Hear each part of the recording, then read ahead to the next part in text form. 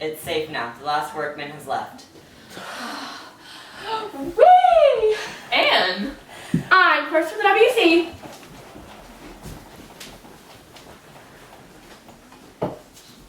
Six o'clock, school's over.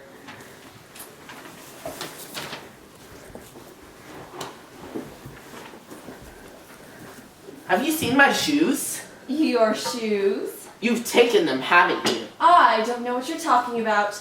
You're gonna be sorry. Am I? Anne, dear. Wait till I get you. I'm waiting. Don't, Peter, that hurts, ouch! Anne, Peter. Peter, where are you going? Come dance with me. I tell you, I don't know how. I'll teach you. I'm going to give Mushi his dinner. Can I watch? He doesn't like people around while he eats. Peter, please. No!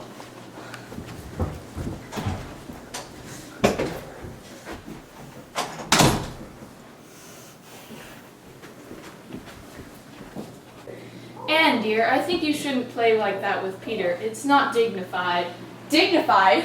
Who cares if it's dignified? I don't want to be dignified. You complain that I don't treat you like a grown-up, but when I do, you resent it.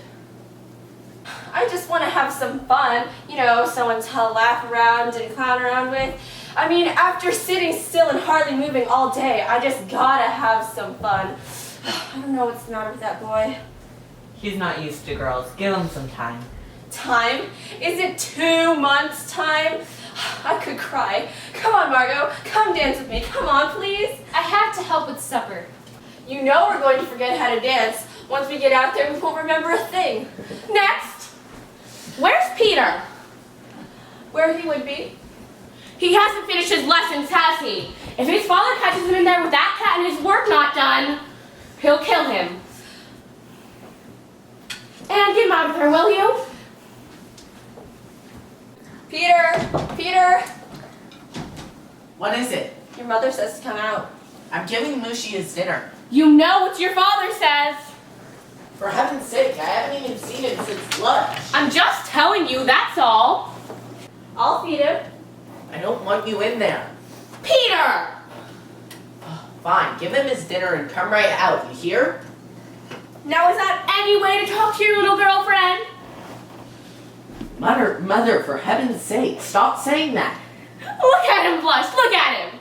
Please, I'm not. Anyway, let me alone, will you? He acts like it's something to be ashamed of. It's nothing to be ashamed of to have a little girlfriend. You're crazy. She's only 13. So what? And you're 16. Just perfect. Your father's 10 years older than I am.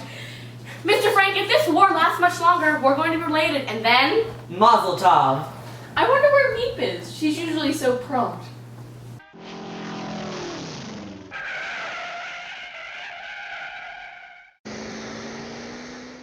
Good evening, everyone. Forgive me if I don't stay long. You see, I have a friend waiting for me in there. Tomcat. You know, some people say we look alike. But Tom has the most beautiful whiskers. I only know I have a little bit of fuzz. I'm hoping, though, in time. All right, Mrs. Quack Quack. Peter! I heard about you, how you talked so much in class that they called you Miss Quack Quack. How Mr. Smitter made you write a composition. Quack Quack said Mrs. Quack Quack. Well, go on then. Tell them how it was so wonderful that he read it out to the entire class and then read it to all his other classes. Quack, quack, quack, quack, quack. Why, you are the most intolerable, insufferable boy I have ever met. Quack, quack, quack. That's right, Anakin. Give it to him. With all the boys in the world, I had to get locked up with one like you. Quack, quack, quack. And from now on, stay out of my room. And your hair. You're warm. Are you feeling all right? Please, Mother. You haven't a fever, have you? No. You know we can't call a doctor here ever. There's only one thing to do. Watch carefully. Prevent an illness before it comes. Now, let me see your tongue. Mother, this is perfectly absurd. Anne, don't be such a baby. Let me see your tongue. Otto. You hear your mother, Anne. Come on, open up. Well, seem alright, but perhaps an aspirin. For heaven's sake, don't give that child any pills. I waited for 15 minutes this morning for her to come out of the WC. I was washing my hair. I think there's nothing the matter with our little Anne that a ride on her bike or visit with her friend Yogi Dewal couldn't cure. Isn't that so, Anne? Mm-hmm. Meep not come yet? The workman just left a little while ago. What's for dinner tonight? Beans. Not again. Poor Pooty, I know, but what can we do? That's all meat brought us. We are now in what is called the bean cycle. Beans boiled, beans on casserole, beans with strings, beans without strings. Ah, I saw you in there, playing with your cat. He just went in for a second, putting his coat away. He's been out here all the time doing his lessons. And you got an excellent on your history paper today, and very good in Latin.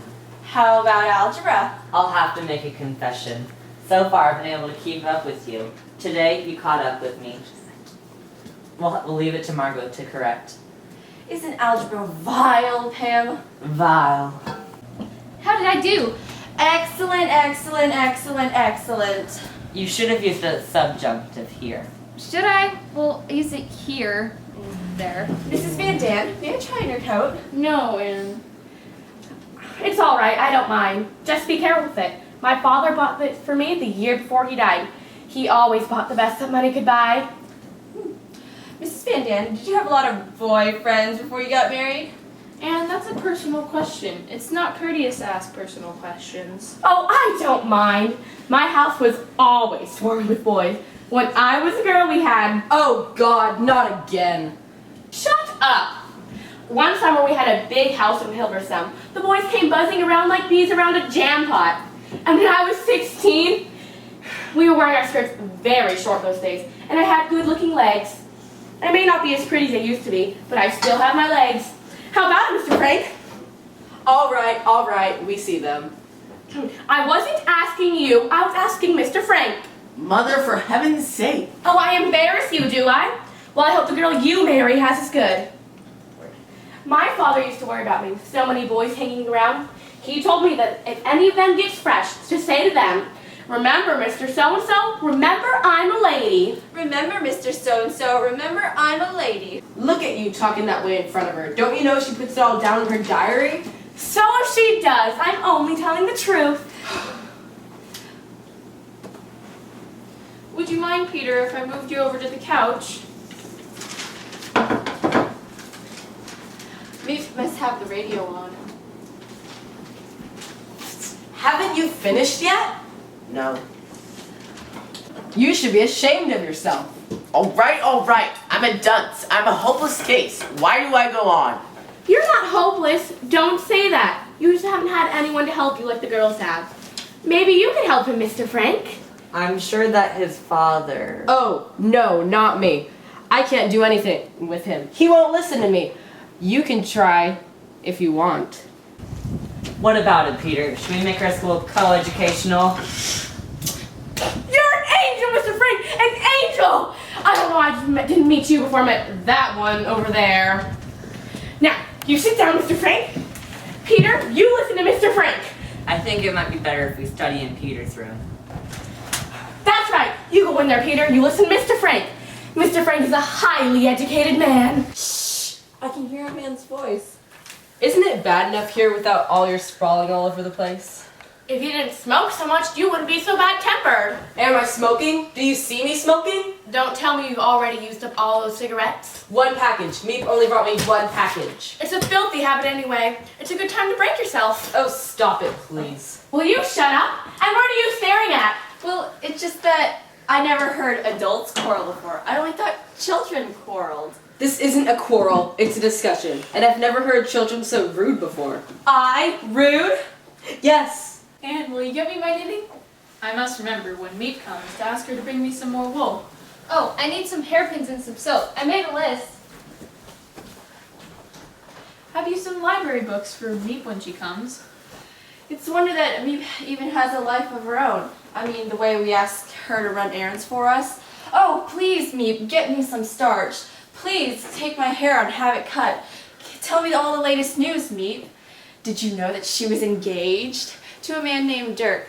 Meep's afraid that they might ship him off to one of the war plants in Germany. I mean, that's what they've been doing to all the young Dutchmen these days. Just pick them right off the streets and then... Don't you ever get tired of talking? Suppose you just try and stay still for 5 minutes. Just 5 minutes. Come here, Anne. It's time for your glass of milk.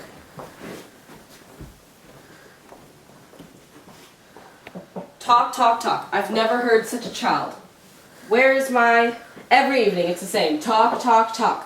Where is my... What are you looking for? My pipe. Have you seen my pipe?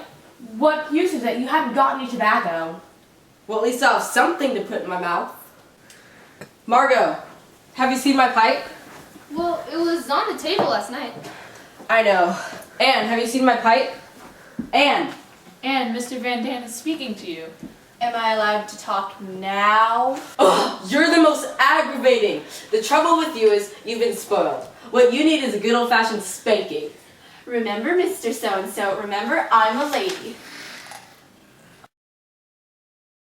Why aren't you nice and quiet like your sister Margot?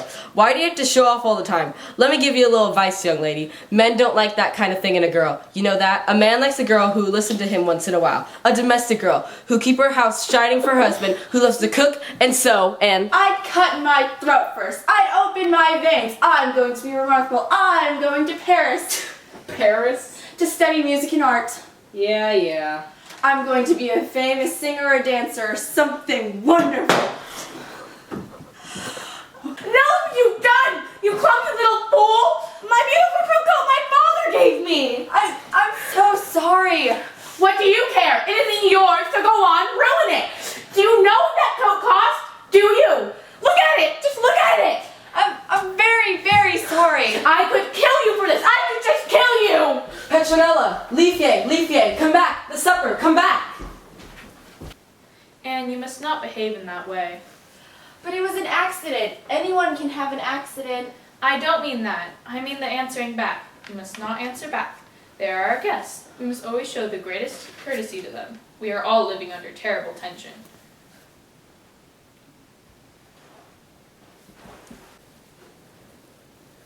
That is why we must control ourselves. You don't hear Margot getting into arguments with them, do you?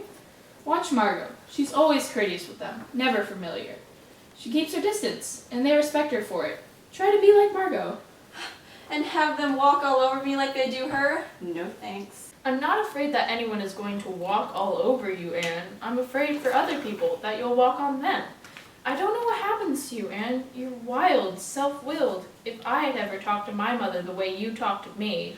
But things are different now. People have changed. It's not, yes, mother, no, mother, anything you say, mother. I've got to fight things out for myself, make something of myself. It isn't necessary to fight to do it. Margot doesn't fight, and isn't she? Margot, Margot, Margot. That's all I ever hear from everyone. How wonderful Margot is. Why can't you be more like Margot? Oh, come on, Anne. Don't be so... Everything she does is right, and everything I do is wrong. I'm the goat around here. Everyone's against me, and you, worst of all.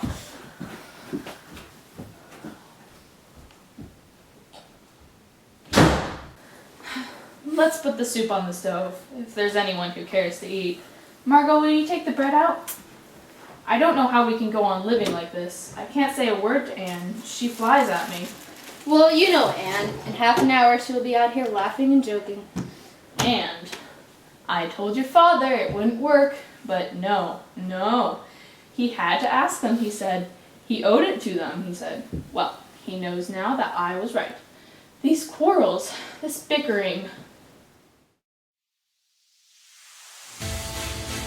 Good evening, everyone.